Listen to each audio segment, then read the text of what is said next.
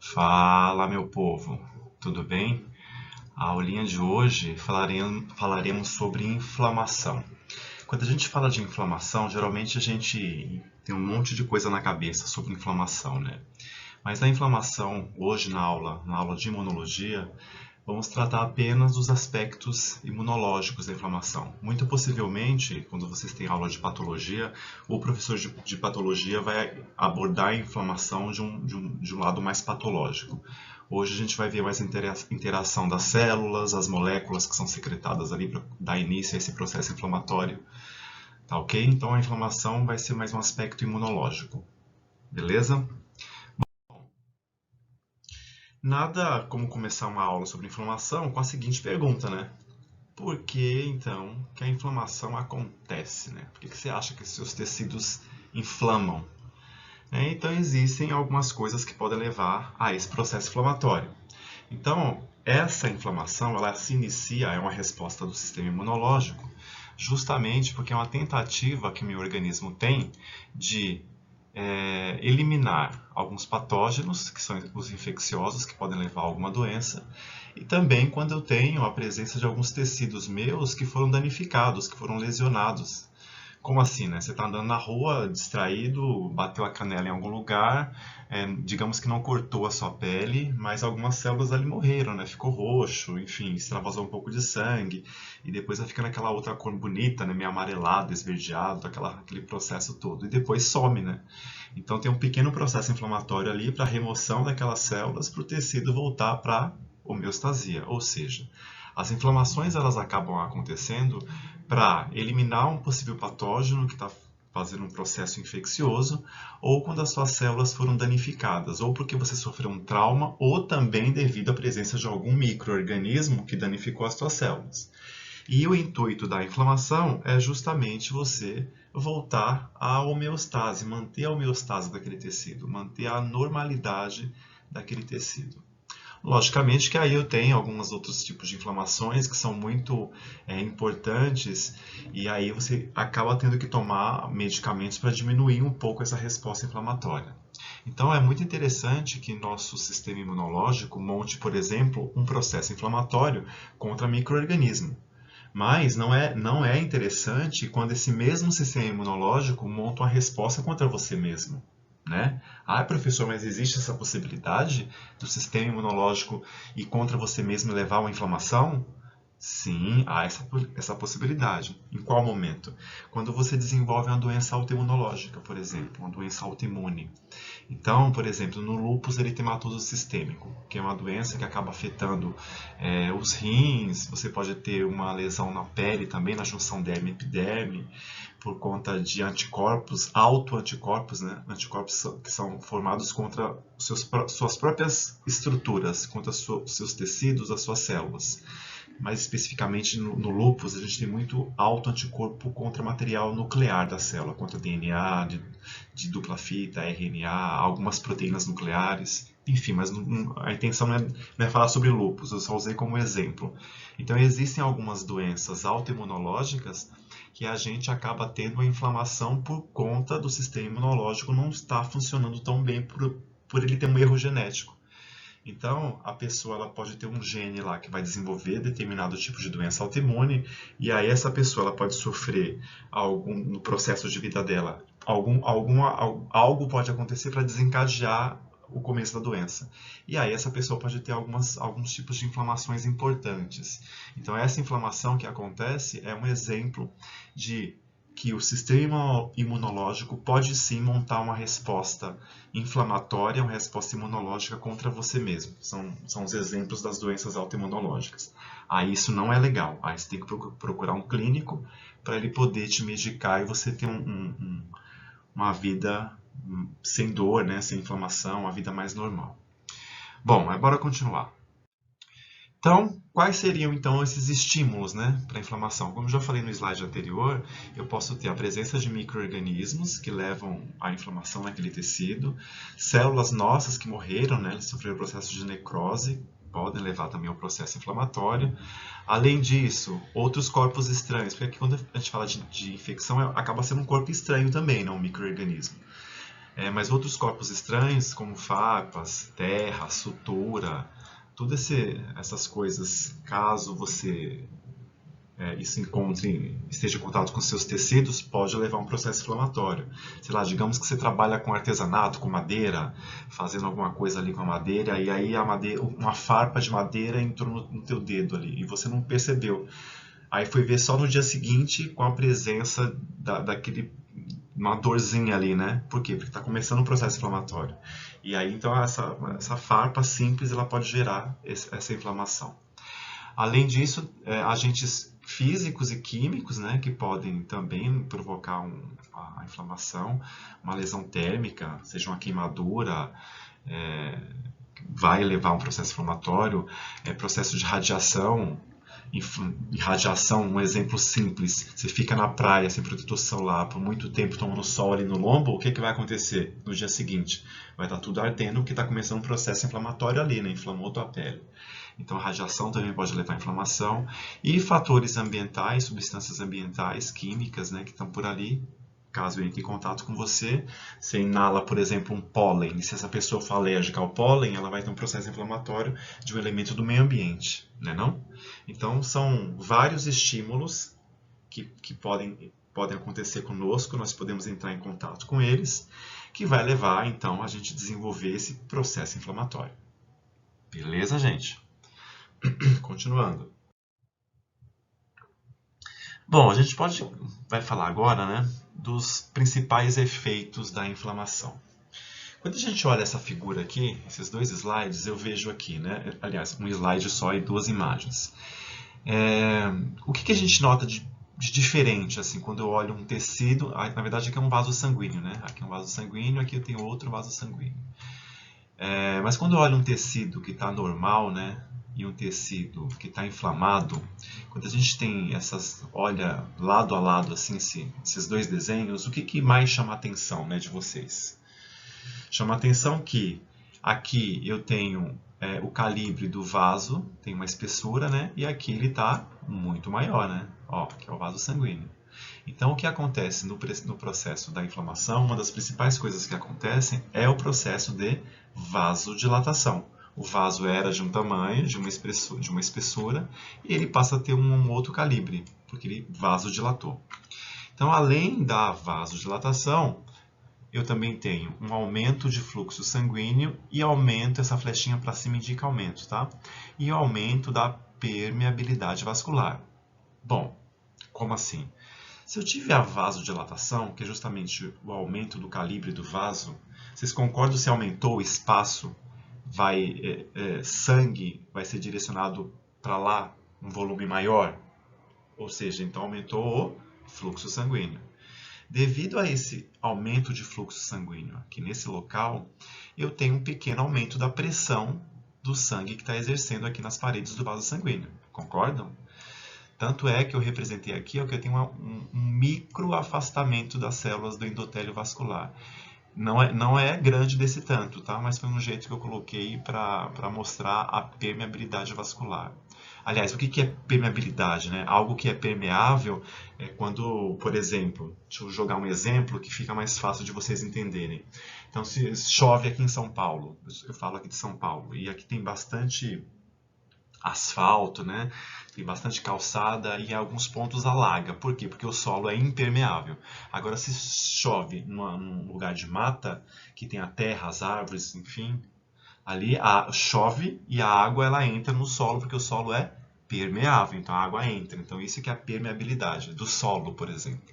E quando a gente fala de nossos tecidos, esse aumento de permeabilidade é que eu vou ter condições de trazer coisas de dentro do sangue, então aqui é o vaso sanguíneo, né?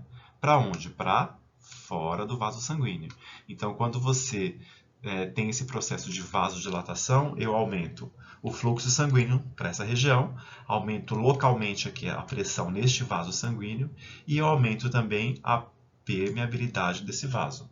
Ou seja, fica mais fácil de componentes sanguíneos virem para fora do sangue.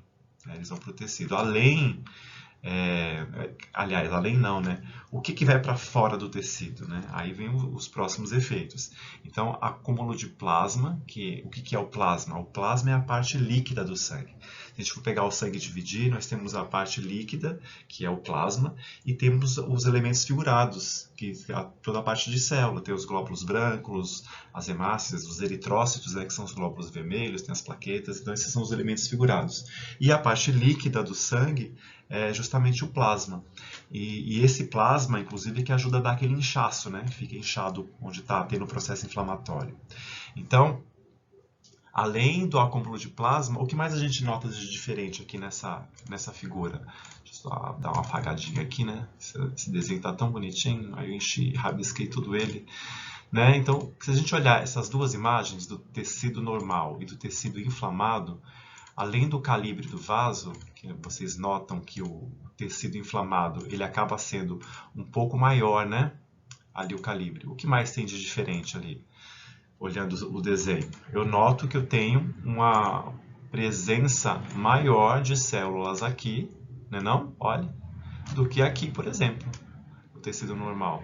Essas células que estão aqui no tecido normal são chamadas de células residentes, porque elas moram ali no tecido, elas residem aqui. E essas outras aqui, se a gente for comparar a quantidade de uma com a outra, eu tenho muito mais aqui, né não? Por que eu tenho muito mais aqui? Porque essas células são uma dessas coisas que saem de dentro do vaso sanguíneo para fora, são justamente essas células que fazem essa migração leucocitária, que são leucócitos, que estão aqui, migram para cá. Então, um dos últimos que eu ia falar dos principais efeitos da inflamação é justamente a migração leucocitária, quando essas células conseguem passar, então. Beleza, gente? Bora continuar, que eu já falei, fiquei bastante tempo nesse slide aqui. Bom, lá no slide anterior, então, eram os efeitos principais da inflamação, e aqui eu quero falar para vocês os principais não, são os sinais cardinais da inflamação, onde todo o processo inflamatório a gente encontra o quê? Calor, rubor, tumor e dor. Como assim, né? Calor, porque fica quente o local. Devido à vasodilatação, eu tenho um aumento do metabolismo celular e esquenta ali o local onde está inflamado. O rubor é a vermelhidão, né? Então, também devido à vasodilatação, eu tenho hiperemia, que é justamente ficar mais vermelho. Então, esse rubor é vermelho onde está inflamado. É um exemplo clássico, quando você está com a garganta inflamada e olha no espelho, está toda vermelha, né? A garganta está bem inflamada. O tumor é o inchaço, também devido a essa vasodilatação. Esse acúmulo de plasma desses fluidos vão se concentrar ali para fora do vaso, então eu tenho esse tumor. E a dor, né, gente? Toda inflamação é meio ruim ali, né? Meio dolorido ali, dependendo da inflamação, se ela for grande. Por que dói, né? Porque tem liberação desses fatores da inflamação, esses mediadores químicos da inflamação. E ali próximo eu tenho terminais nervosos e acaba levando à dor. Então esses são o que? Os 4 sinais cardinais da inflamação. Calor, rubor, tumor e dor. Até que rimou, né? Só que o último, que é o quinto, perda de função, veio justamente para quebrar a rima. Então, a perda de função temporária daquele tecido. Logicamente, quando aquele processo inflamatório cessar, ele se encerrar, o tecido volta a ter a sua função normal e some a dor, some o tumor, o rubor e o calor. Volta à homeostase daquele tecido. Certo? Prossigamos. Bom, falando de inflamação, né? A inflamação ela sempre tem aqueles mediadores, né? O que é um mediador? Que faz ali o meio de campo da inflamação, principalmente ali no começo da inflamação. E esses mediadores são mediadores químicos. Esses mediadores, eles são liberados, né? São substâncias que são liberadas, às vezes liberadas e produzidas pelas células locais ali, principalmente pelos mastócitos que moram ali. Os mastócitos são os principais produtores dos mediadores inflamatórios lipídicos, que é um deles, né? Ali no tecido. E, além desses mediadores inflamatórios lipídicos, também tenho as quimiocinas. Próximo slide, gente, eu vou falar um pouco desses mediadores inflamatórios lipídicos, porém, eu vou mostrar a cascata do ácido araquidônico, né? Porém, não vou, essas coisas geralmente a imunologia não cobra, né? Mas como isso faz parte do processo inflamatório, e para começar esse processo inflamatório eu preciso desses mediadores inflamatórios lipídicos, eu vou dar uma explicada como funciona a cascata. Mas não se preocupe muito com isso não, porque a bioquímica muito provavelmente vai abordar isso de uma maneira muito mais elegante do que eu. Ó, então aqui eu tenho os mediadores inflamatórios lipídicos, né, que são derivados do ácido araquidônico. Como é que isso começa? Tudo começa aqui na membrana, né? Aqui está a membrana de uma... Sem falar que esses eventos acontecem principalmente nos mastócitos, né? Então lá no tecido que sofreu a lesão, eu tenho um mastócito também ali, ele acaba liberando esses fatores que a gente vai ver agora. Então, bora lá. Tudo começa então na membrana plasmática do mastócito. Ele recebe um estímulo químico que está tendo um processo inflamatório ali, por conta da presença de micro-organismos e citocinas que foram liberadas pelos macrófagos residentes. Então, o fosfolipídio de membrana, que está aqui, né, na membrana da célula, esse fosfolipídio, então, ele sofre a ação da fosfolipase, que é uma enzima. E a fosfolipase, se não me engano, é a A2. Essa fosfolipase, então, ela libera e transforma esse fosfolipídio em ácido araquidônico. E esse ácido araquidônico, ele vai ser processado por duas principais vias. E que vias são essas? Então eu tenho a via das lipoxigenases e a via das ciclooxigenases, certo? Estão acompanhando o meu raciocínio, né? A partir daí, aqui na via das lipoxigenases, eu tenho, após o ácido araquidônico, eu tenho a conversão, então, para ácido hidroxiperóxido, que vai dar origem aos leucotrienos, como, por exemplo, o leucotrieno A4, leucotrieno B4, que estão envolvidos em quê? Em quimiotaxia. O que é quimiotaxia? É quando uma célula se desloca de um local para outro por um gradiente químico, por um gradiente de quimiocina. Químico não, um gradiente de quimiocina. Que não deixa de ser químico. A quimiocina está sendo produzida no local, né? Como por exemplo aqui esse leucotrieno B4, e aí a célula migra para aquela região porque ela tem receptor para aquilo. Mas eu vou falar um pouco disso melhor quando eu falar das quimiocinas.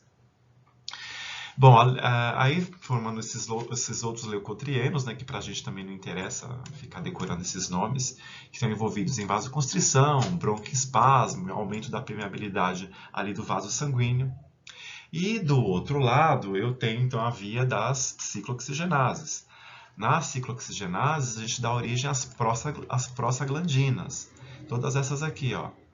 Prostaglandina G2, H2, F2-alfa, enfim, mas não precisamos decorar isso também.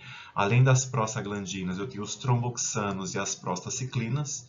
E esses mediadores todos, eles são envolvidos em quê, né? Processo de vasodilatação, aumento o edema, potencializa o edema, vasoconstrição, aqui essa prostaglandina, essa outra aqui com vasodilatação, e aí vai de acordo com o caminhar da inflamação, você vai ter um pouco mais ou um pouco menos desses mediadores lipídicos todos.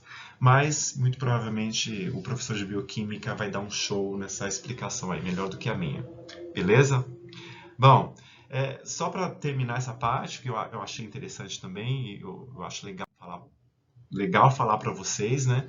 São as drogas anti-inflamatórias que a gente acaba tomando por conta da inflamação, né? Se ela é muito exacerbada, ela gera dor, gera incômodo, enfim, né? Então você toma uma droga ali para dar uma diminuída na resposta inflamatória.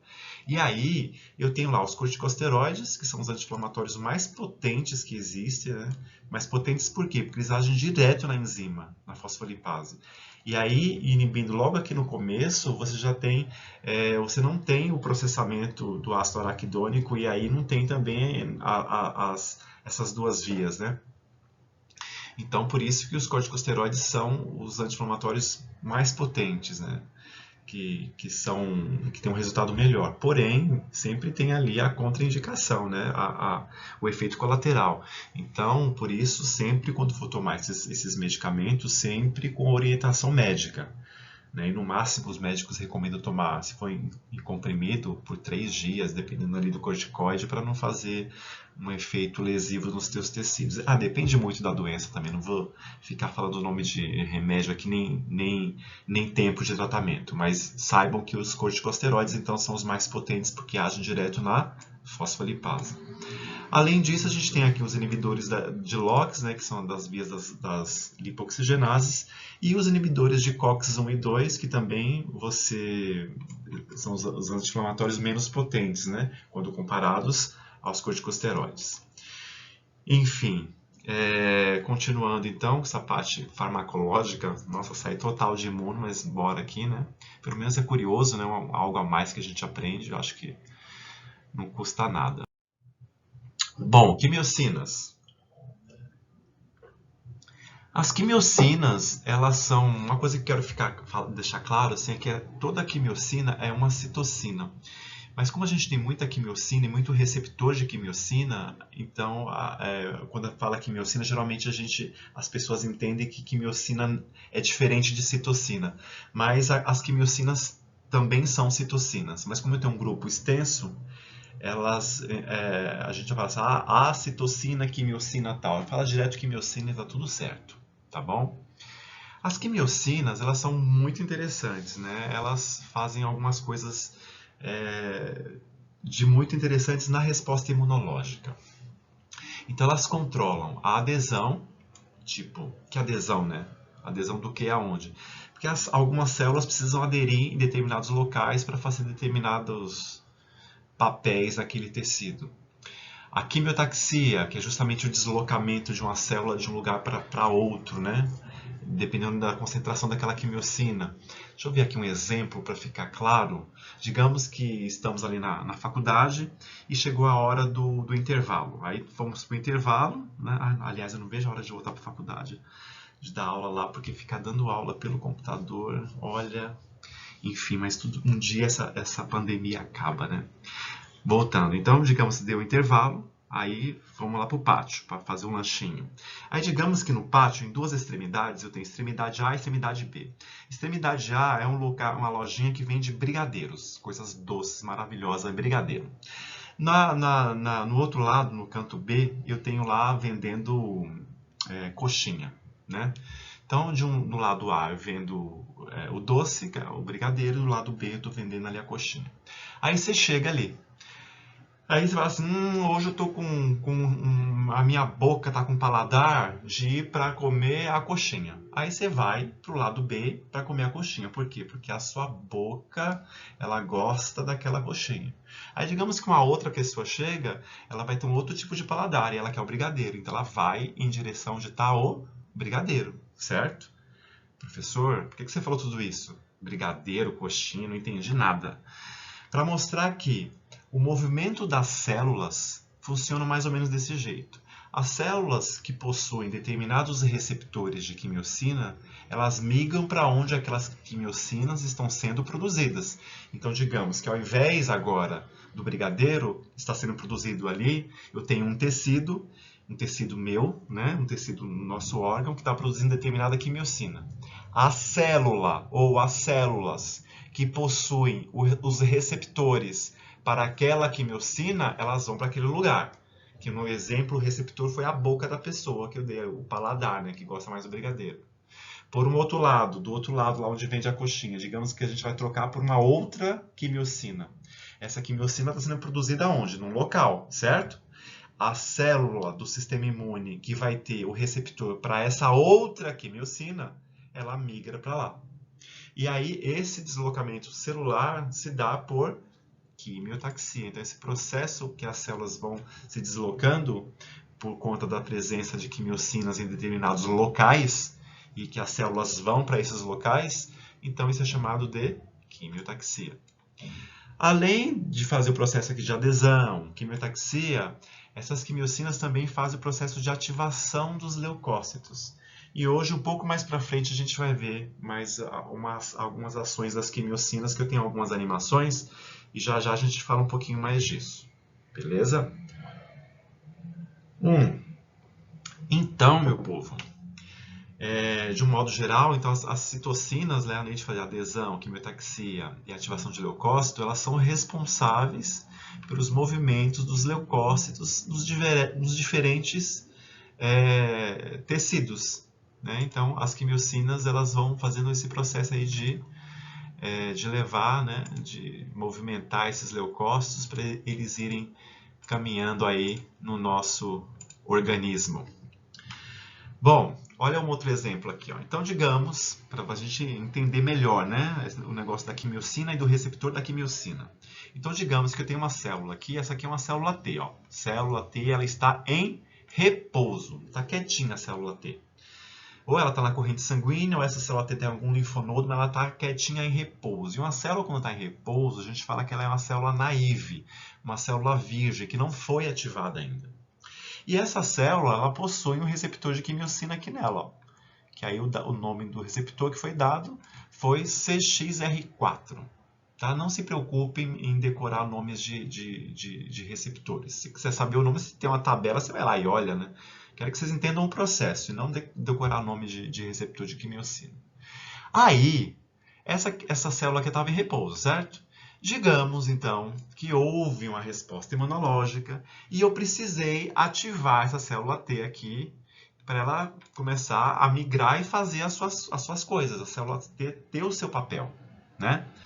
E aí, para que essa célula T seja ativada, ela recebeu, né, ou ela mesma produziu e ela, enfim, ela foi ativada. Depois é que tem uma outra aula que eu vou falar disso. Ela foi ativada por uma citocina. Essa citocina foi chamada de IL-2. Depois a gente vê esse negócio aqui da IL-2. Mas eu só quero falar para vocês que, inicialmente, a célula estava em repouso, presença de IL-2, que é uma citocina, ativou essa célula T. Depois de ativada, olha como ficou essa minha célula T. Ela passou, então, a ter outros receptores de quimiocina que ela não tinha antes. Por que isso, né? Porque se uma célula estava em repouso e não tinha lá grandes obrigações, ela tinha mais que ficar de boa no lugar dela, com poucos receptores de quimiocina.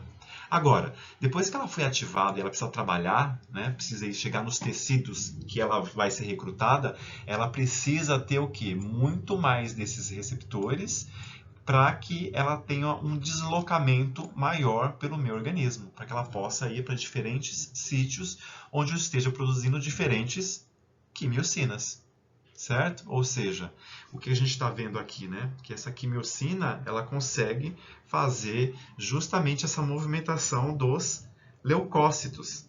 Então, para finalizar essa parte de quimiocina, a gente pode pensar então que a quimiocina, as quimiocinas, elas podem controlar desde a migração do celular, né, ao longo do desenvolvimento do feto, sim, porque quando a gente está feto lá na barriga da nossa mãe, a gente tem as células estão começando a se desenvolver ali, só que não estão prontas ainda. Mas inicialmente essas células elas começam a se desenvolver aonde, né? As células do sistema imune, no saco vitelínico e no mesênquima paraórtico, né? Que é onde é a hematopoese inicial. Só que depois, eu acho que depois do terceiro mês, se não me engano, de gestação, depois tem que rever isso aí, essas células migram para o fígado fetal, né? O fígado do feto. Por que elas migram para lá? Pela presença das quimiocinas que estavam sendo produzidas em maior quantidade ali no saco vitelínico, e aí passa a ser produzido no fígado fetal, então essas células migram para lá. Por que elas migram para lá? Por presença de quimiocinas lá no fígado fetal. E quando o indivíduo nasce, esse local de hematopoese de células do sistema imunológico passa a ser na medula óssea. Então, como que essas células vão do fígado fetal para a medula óssea? Também por quimiocinas, né? Então, essas quimiocinas passam a ser expressas então, na medula óssea e as células então, do fígado fetal vão para a medula óssea. Ou seja, resumindo, né?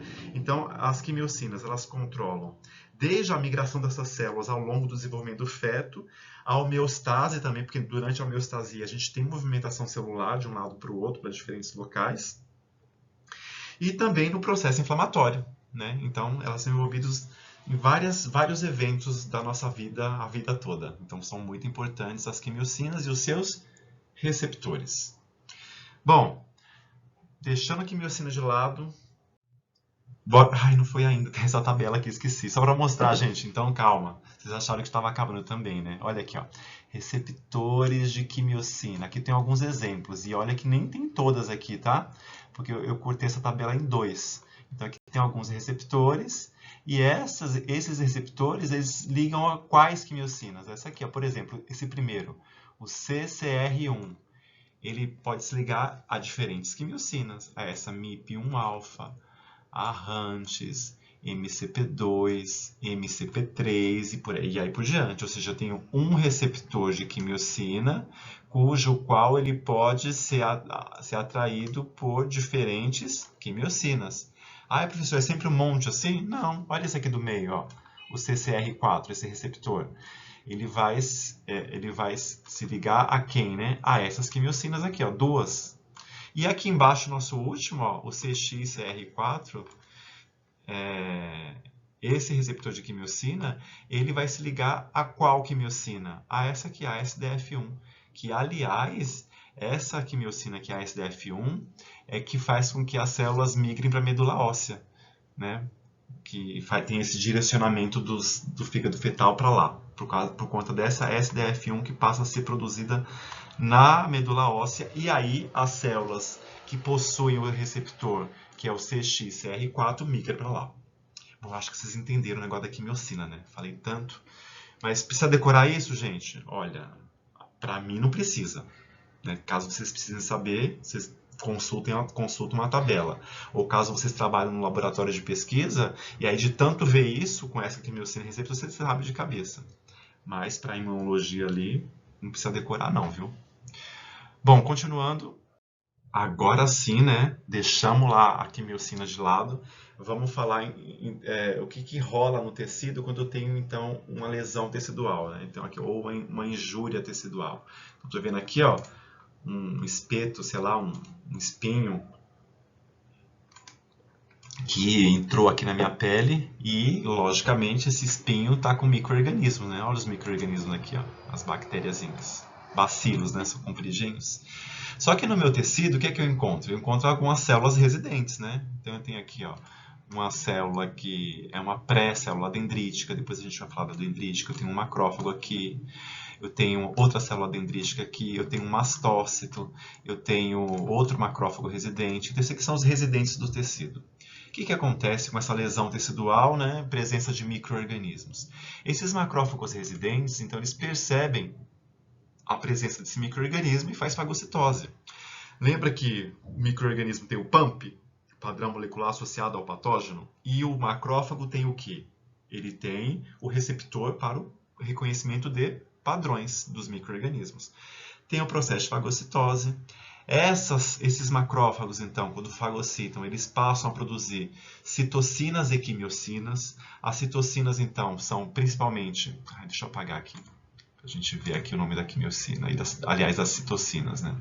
Então eu tenho, principalmente produzindo TNF-alfa, ou só TNF, e IL-1. Essas citocinas, então, o que elas fazem? Elas agem no endotélio vascular. O que é o endotélio vascular? São essas células aqui, ó, por dentro do vaso sanguíneo, certo? E esse endotélio vascular, acontece o que com esse endotélio vascular, né? Ele passa a expressar, então, gente, moléculas de adesão. Ó. Então, presença dessas citocinas, o endotélio vascular passa a expressar, olha aqui, as moléculas de adesão. Se eu tenho moléculas cujo nome das moléculas são moléculas de adesão, o que é que vocês acham que uma molécula de adesão vai fazer? Vai aderir, né? Aderir o quê? Alguma coisa. Então, essa alguma coisa que vai aderir são as células que estão aqui no sangue, né? De dentro do vaso para onde? Para fora do vaso. Para quê? Para tentar resolver esse processo infeccioso aqui, ó, dos micro-organismos. Beleza? Mas bora lá que a gente vai entrar em mais detalhes desse processo todo aí, para gerar o processo inflamatório. Então aqui, ó, tem um desenho mostrando quais são os passos desse recrutamento de leucócito, né? Então ela tem lá a presença do micro-organismo, TNF, L1, ativar o endotélio vascular, a aparecer então essas moléculas de adesão. Inicialmente essa adesão é uma adesão fraca e o fluxo sanguíneo que está nessa direção, ó, da esquerda para a direita, é um fluxo sanguíneo, tá até escrito aqui, ó, que é intenso, né não? Se você já tiraram sangue, já olharam ali para quando a moça o rapaz vai tirar o seu sangue, coloca ali aquela borboletinha de coleta de sangue e quando espeta o tubo sai aquele jatinho de sangue, né? Então o fluxo sanguíneo é rápido. Né? Então o que acontece? Essa célula ela faz essa ligação inicial, porém essa ligação ela é fraca. E aí o fluxo sanguíneo vai empurrando essa célula e essa célula vai fazendo um processo de rolagem, ela vai rolando pelo endotélio vascular. Ela vai rolar para sempre? É porque se ela rolar para sempre, ela não consegue passar, né? Não, ela não vai rolar para sempre, porque chega uma hora, se ela ficar rolando para sempre, não vai ter mais as moléculas de adesão e ela segue o fluxo sanguíneo e vai embora. E o intuito dela é que ela fique, não é isso? Então o que acontece? Eu vou ativar as integrinas dessas células. Já já eu explico como é que ativa a integrina. Então essa célula então, ó, que está rolando, ela passa a ter uma integrina que foi ativada. Com essas integrinas então ativadas no leucócito que está chegando, eu faço um processo de adesão estável. O que é isso? É uma adesão que não importa o fluxo sanguíneo, seja forte ou seja fraco, a célula está o quê? Está aderida. Ela está com adesão estável ali. E aí, quando ela faz adesão estável, ela faz o último processo, que é chamado de transmigração. Que diabo que é isso, né? A transmigração é justamente quando a célula, ó, ela passa por entre as células do endotélio vascular, estão vendo aqui? E esse processo é chamado de paracelular, que é justamente entre duas células endoteliais, ó, uma célula aqui e outra aqui. Então ela passa entre, então é paracelular. Ou um processo que é mais demorado, inclusive, é o transcelular, que ela passa por dentro do endotélio vascular, ó, através de uma célula endotelial, certo? Então são as duas maneiras que a gente tem da transmigração, que eu também posso chamar de diapedese. Beleza, gente? Se não ficou claro, calma, que eu tenho uma animaçãozinha já já para a gente aprender isso e processar isso na nossa cabeça de uma maneira melhor. Bom, então, num tecido normal, onde não estou tendo inflamação, eu tenho aqui o fluxo normal dos leucócitos. Né? Então, lá, tanto os leucócitos quanto os glóbulos vermelhos, né? Algumas moléculas.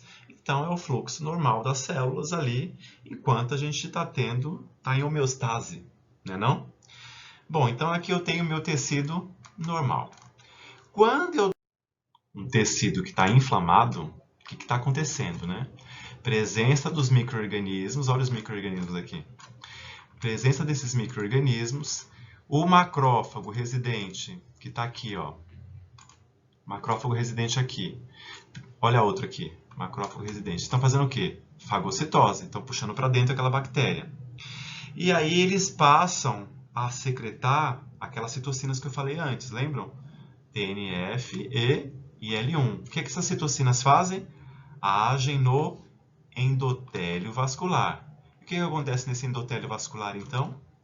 Passam a expressar moléculas de adesão.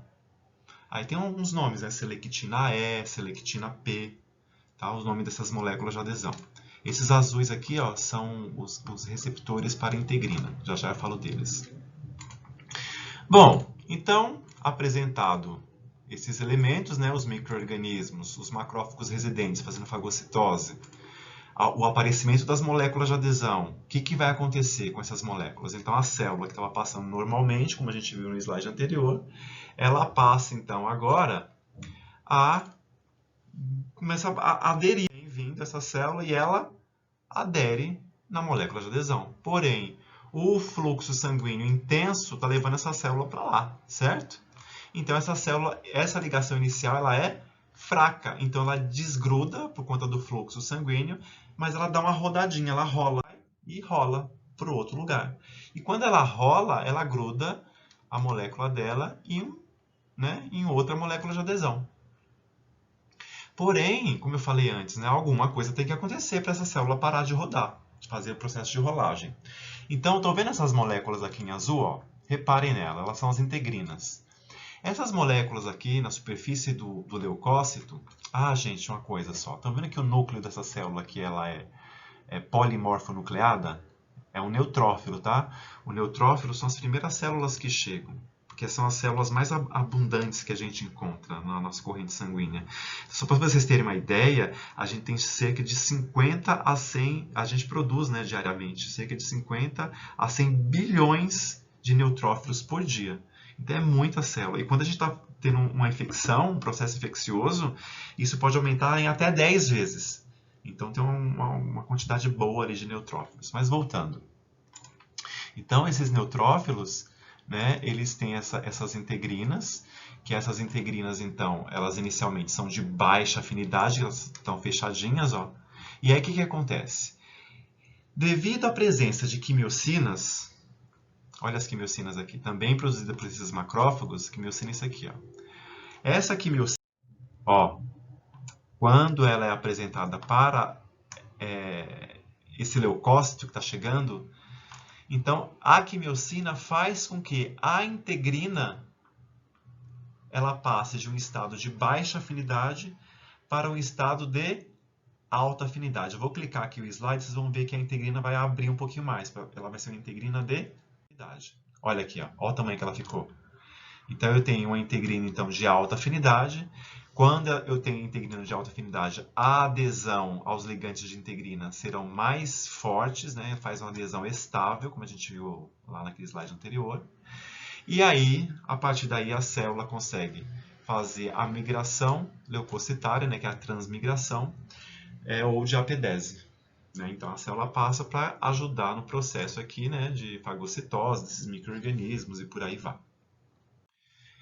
Pois bem, falando um pouquinho das citocinas, né, do TNF-L1, que ajudam a aparecer essas moléculas de adesão e também aumentam, né, a expressão dos ligantes dessas integrinas no endotélio vascular, né? Então o TNF-L1, né, ajuda a aparecer aqui as moléculas de adesão e os ligantes de integrina. Consequentemente, essas integrinas, aliás, as integrinas, eu tenho elas de 24 tipos diferentes, né? Então eu tenho aqui o aumento do VK1, que está no endotélio vascular, que é esse aqui, né, o azulzinho, né? Aumento do IK1, que também está no endotélio. Eu tenho aqui o exemplo de algumas integrinas, ó. VLA4, LFA1, MAC1, são exemplos de integrinas que passam a ser de alta afinidade depois que a quimiocina vai lá na célula.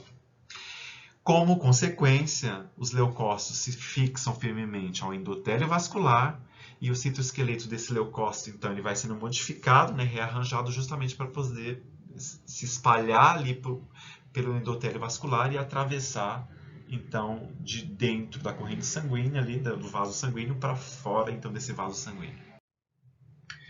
Então, gente, para a gente finalizar esse processo de transmigração, o que eu tenho aqui, ó? Aqui em cima, então, eu tenho o leucócito, né, que está ali no vaso sanguíneo, né, chegando. Como o lugar está inflamado, então a célula inicialmente ela faz a ligação inicial, né? Olha aqui, ó, selectina P aqui embaixo, selectina E aqui embaixo. Aí vão ligando a esses outros receptores aqui. E aí ela vai rolando, né? Quando eu tenho, então, as integrinas, as integrinas são aqui em cima, tá? As integrinas, elas são sempre diméricas, tá? Eu tenho aqui integrina, ela sempre tem uma cadeia alfa e uma cadeia beta, ó, integrina, integrina. Essas rosinhas são as integrinas. E os azuis são os ligantes para essas integrinas, certo? É sempre, bom, já falei da subunidade, né? Subunidade alfa e subunidade beta das integrinas. E aí, quando eu tenho a ativação das integrinas, elas passam a ser de alta afinidade, então eu consigo fazer o processo de transmigração. Acho que eu já falei bastante disso, né? Acho que ficou bem claro. Falei repetir algumas vezes esse processo. Bom, o que acontece agora, né? Depois que acontece lá a rolagem, a ativação dessas integrinas de um estado de baixa afinidade para alta afinidade, vou ter a adesão estável, né? Ela gruda para valer ali no endotélio vascular. E a transmigração, o que essas células que acabaram de chegar no foco infeccioso irão fazer? O que essas células fazem ali? O que vocês acham que elas fazem? Né? E as primeiras que chegam são os neutrófilos, que são mais abundantes. Depois chegam os monócitos, Esses monócitos fazem o mesmo processo de atravessar ali, né, fazer a transmigração, e esses monócitos se diferenciam em macrófagos. E esses macrófagos vão ali para fazer processo de fagocitose. Tá? Não posso falar que o monócito, lembrem disso, já falamos isso em outras aulas, que o monócito se transformou num macrófago.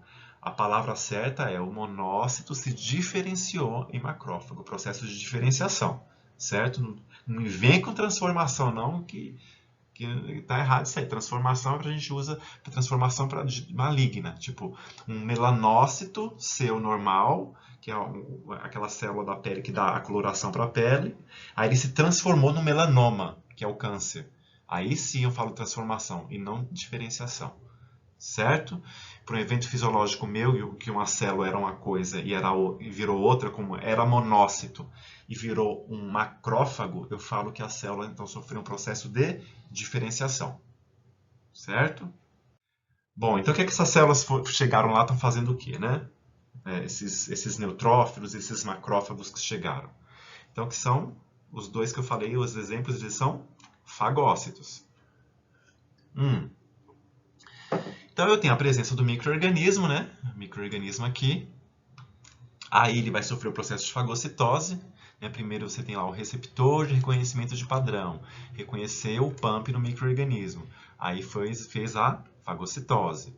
Fagocitose, então, forma aqui dentro da célula o fagossomo. Qual que é a sequência disso? Fagossomo encontra com o lisossomo. Há a fusão das duas membranas. Eu formo, então, o fagolisossomo. E dentro desse fagolisossomo, eu tenho então três mecanismos, que são mecanismos microbicidas para a destruição do que foi fagocitado. E quais são esses três mecanismos, né? Então eu tenho a presença de enzimas lisossomais, as enzimas que estão aqui dentro do lisossomo, as espécies reativas de oxigênio e o óxido nítrico. Então, esses três mecanismos microbicidas que vão destruir os micro-organismos, eles são essenciais, eles trabalham cooperativamente para a destruição do que foi fagocitado. Bora ver um pouco mais de detalhes disso? Primeiro, eu vou falar das enzimas lisossomais, certo? Então, para falar das enzimas, falar então do lisossomo. O lisossomo, né, ou os lisossomos, são vesículas que dentro deles existem enzimas hidrolíticas.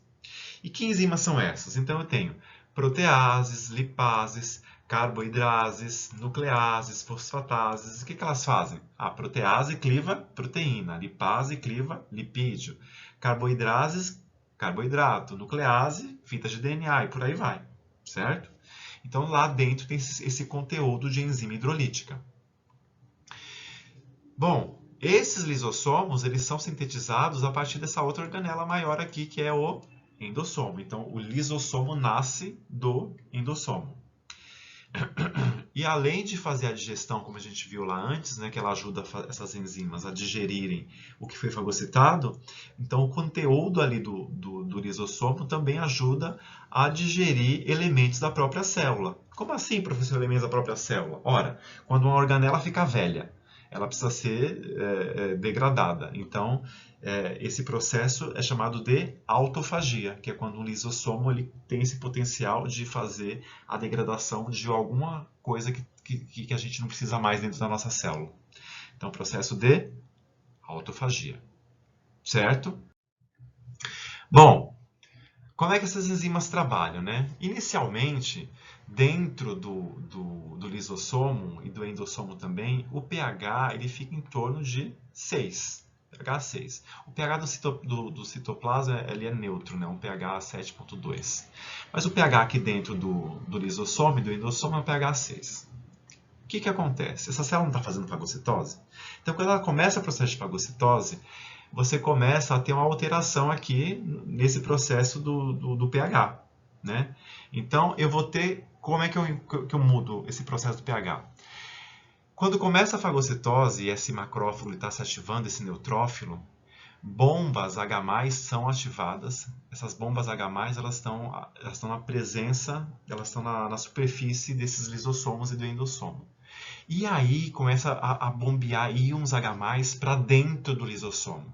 Consequentemente, o que vai acontecer com o pH? Esse pH ele vai cair. Então, o pH de 5 ele vai para desculpa, de 6 ele vai para 5. Então o pH abaixa, né? Vai para 5 esse pH. Aí vocês ficam olhando isso aqui e falam assim, tá, beleza. Mas para que serve isso?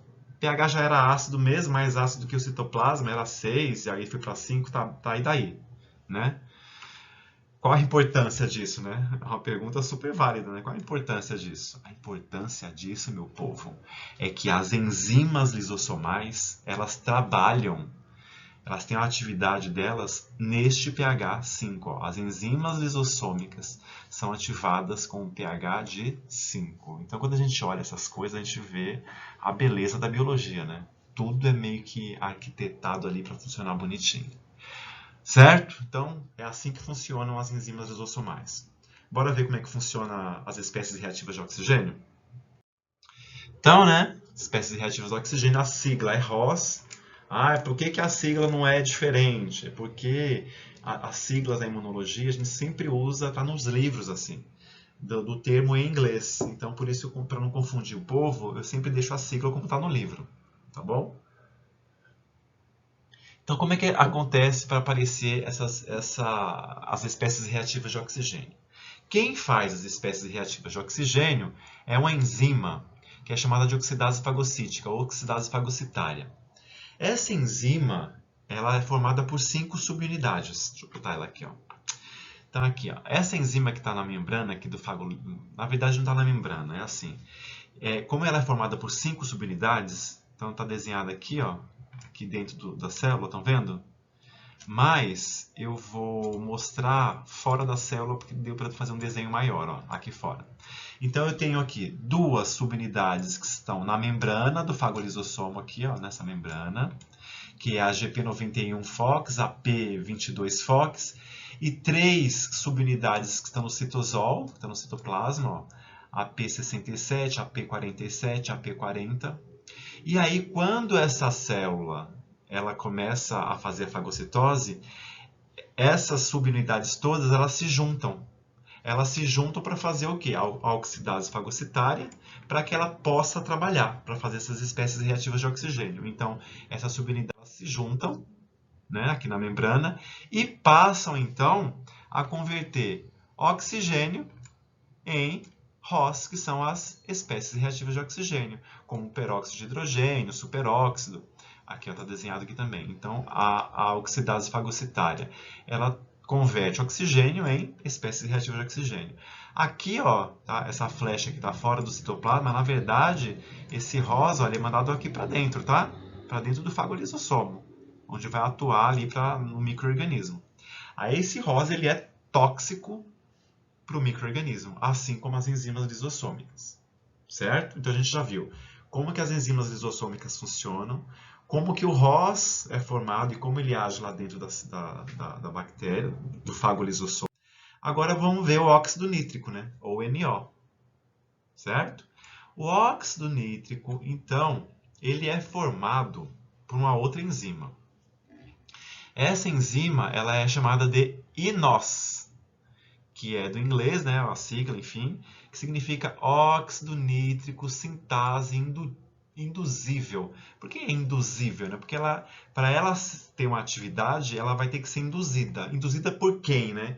Induzida por elementos microbianos, como por exemplo o LPS, né, que está na parede de gram-negativa. Ou citocinas do sistema imune, como interferon gama, TNF, L1, e a própria IL-2. Então, quando a célula entra em contato com esses aqui que são considerados ativadores de INOS, a INOS então começa a trabalhar. Começa a trabalhar como? Né? Porque é ela que faz o óxido nítrico, então ela vai fazer óxido nítrico. Mas como é que ela faz o óxido nítrico? Ela faz óxido nítrico a partir da conversão de arginina para citrulina. Ela pega o aminoácido arginina, converte para citrulina. Como subproduto dessa conversão, eu faço o NO, que é o óxido nítrico, que está aqui. Aí libera o gás óxido nítrico lá para dentro. Que, ao se combinar com as espécies reativas de oxigênio, eu vou formar radicais de peróxido nitrito, que é altamente reativo para os micro-organismos e matam eles de maneira mais fácil. Então, para eu destruir o micro-organismo que foi fagocitado, eu preciso de 3 mecanismos. Bora repetir? As enzimas lisossômicas, que são ativadas no pH 5.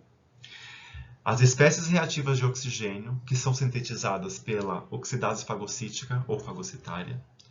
E o óxido nítrico, que é sintetizado pela INOS, por meio da conversão de arginina em citrulina. E aí eu formo esse gás, que é o NO. Beleza, meu povo? Eu sei que a aula já está grande, mas daqui a pouco ela acaba, tá? Continuando. Bom, alguns desses micro-organismos, eles desenvolveram estratégias, porque os micro-organismos são danados também, viu? Eles descobriram algumas estratégias para escapar da resposta fagocitária dos macrófagos. Aí eu coloquei 2 exemplozinhos aqui só para a gente ter essa noção a mais, né? Do que pode acontecer, né? Que a gente já fez fagocitose e pronto, acabou, resolveu. Não, tem umas bactérias danadas, né? O Mycobacterium tuberculosis. Essa bactéria, você inala ela, né? Ela causa tuberculose, ela se instala no pulmão, formação de granuloma caseoso, e aí eu tenho formação de célula epitelioide, que é justamente para tentar reter essa bactéria em algum lugar ali dentro do pulmão, mas enfim. Isso a professora de patologia explica depois. Então, o Mycobacterium tuberculose ele vai ser fagocitado pelo macrófago que você inalou, aquilo foi para o teu pulmão, o macrófago que reside lá, que é o macrófago alveolar, ele vai fagocitar. E aí a gente vai na esperança de que vai ter aquele processo todo das enzimas, o ROS e o NO para resolver isso aí, né? Só que essa bactéria danada, o que ela faz? Ela inibe a formação do fagolisossomo. Como que ela faz isso? Então, após a fagocitose, tem um elemento que é próprio das nossas células, está distribuído no citosol e na membrana plasmática, que é a coronina. Mas aí, quando o micobactério é fagocitado, ele recruta a coronina para o fagossomo e aí faz com que essa coronina ative a calcineurina, que vai resultar no bloqueio, aqui o bloqueio, ó, da fusão do lisossomo ao fagossomo. Consequentemente, eu não tenho a formação do fagolisossomo. E, consequentemente, as bactérias vão ficar se reproduzindo aqui dentro do vacúolo. Ou seja, bactéria danada achou um meio de escapar da resposta do macrófago. Só ela faz isso? Não, coloquei uma outra. A Listeria monocytogenes. Essa bactéria, a Listeria, ela é interessante também. Ela está presente em alimentos lácteos, né? Derivados do leite, coalhadas, requeijão, queijos, enfim. Quando contaminado, né? O alimento. E tem uma mortalidade até que interessante, né? A mortalidade dela é de 30% para os indivíduos que se contaminam. E a Listeria monocytogenes, então o macrófago também, tadinho, né? Vai lá, na verdade, assim, você come o alimento contaminado, esse alimento vai para o teu estômago, atravessa os enterócitos, e aí, atravessando o enterócito, tem um macrófago que mora ali residente, e o macrófago vai lá e fagocita. Esse macrófago, então, a bactéria acaba escapando de dentro do macrófago, enfim, a bactéria dá um jeito de escapar e ela se dissemina pro baço e pro baço e fígado, acho que é baço e fígado, e de lá elas proliferam mais um pouco, podem se instalar nas suas meninges, levando a meningite, e se no caso for uma mulher e ela estiver grávida, ela pode se instalar na placenta e levar ao aborto do feto. Então a bactéria é uma bactéria feroz aí. Tá? E aí, mas vamos ver o que essa bactéria faz para escapar do macrófago, né? Então o macrófago fagocitou, e essa bactéria ela é diferente, né? Ela não impede que forme fagolisossomo, mas ela produz, né, um produto que é chamado de listeriolizina O, que é o LLO. Essa listeriolizina, então a LLO, ela rompe a membrana do fagossoma, então rompendo a membrana do fagossomo, essas bactérias então vão para o citoplasma e ficam lá todas belas e formosas, nadando no citoplasma e proliferando. Aí o macrófago, tadinho, lascou, né, o macrófago. Aí o macrófago fica contaminado. E aí vai progredindo o processo infeccioso. Certo? Bom, dando esses dois exemplos, então, né, só para mostrar para vocês que existem micro-organismos que conseguem escapar do processo de fagocitose, beleza? Bom, para a gente começar aqui a finalizar a nossa aula, né, queria falar que quando você está ali no processo inflamatório e essas células, então, tem aqui alguns neutrófilos, estão fagocitando algumas bactérias, algumas células morreram, algumas bactérias morreram, os neutrófilos, como tem vida mais curta, né, na homeostasia o neutrófilo dura 6 horas, mas na inflamação ele dura 48 horas, dura um pouco mais, mas alguns morrem, e aí quando tem muita proteína também ali, né, no plasma que extravasou, né? O acúmulo de plasma, então é rico em proteína. Então, quando isso começa a acontecer, quando tem essas bactérias ali, então eu formo um negócio chamado de exudato inflamatório, que é o pus. Então, aqui está só um exemplo de processo inflamatório. Um exemplo mais simples é quando você tem uma espinha. Então, você tem uma espinha, você tem presença de propionibactério acne ali naquela espinha, né, no teu rosto, por exemplo. É montada uma resposta imunológica e aí você tem o quê? Um processo inflamatório. Tanto é que forma aquele pus ali, né? Quando a espinha está madura. Por quê? Porque já teve fagocitose de várias bactérias e alguns neutrófilos já morreram, formou aquele pus. Então ali é o exudato inflamatório e é um exemplo pequeno de inflamação ali no teu rosto. Beleza, gente? Bom, para finalizar a aula, então, a gente sabe que a resposta inflamatória é algo que é benéfico, né? Então, por quê? Porque se não houvesse a inflamação, o processo inflamatório, os micro-organismos estariam livres para penetrar nas mucosas e nas feridas e não existiria o processo de cicatrização. E só que tem uma parte ruim, né? A parte maléfica. Quando a inflamação, né, interfere seriamente na função do órgão acometido, pode acontecer ainda uma ameaça ainda maior. Né, porque a inflamação, a gente sabe que uma das causas da lesão, né, quando você tem presença de micro-organismos, são justamente as toxinas que esses micro-organismos produzem, que podem levar a uma lesão tecidual, como, por exemplo, a toxina porreta e a toxina botulínica, né, que dependendo, a pessoa pode, se não tratar ali a tempo, a pessoa pode morrer por asfixia. E também, além das toxinas, a própria resposta inflamatória vai detonando o seu tecido, né? Vai prejudicando ali o teu tecido, porque está cada vez mais recrutando mais citocinas, sendo produzidas quimiocinas, células estão migrando para lá, e o processo inflamatório, então, se ele não cessa de maneira rápida, ele passa a prejudicar os teus próprios tecidos. Então, a inflamação é algo que é benéfica, devido à resposta imunológica para curar os micro-organismos, eliminar os micro-organismos e que tem um processo de cicatrização, mas dependendo da inflamação, se ela cronificar e ela persistir por muito tempo, essa inflamação passa a ter um efeito ruim para os nossos tecidos. Certo, minha gente? E para finalizar mesmo aqui a aula, eu sempre gosto agora de deixar uma frase de algum pensador que foi genial para a gente passar a ter uma cabeça um pouco melhor, porque afinal de contas o nosso mundo está tão difícil, né?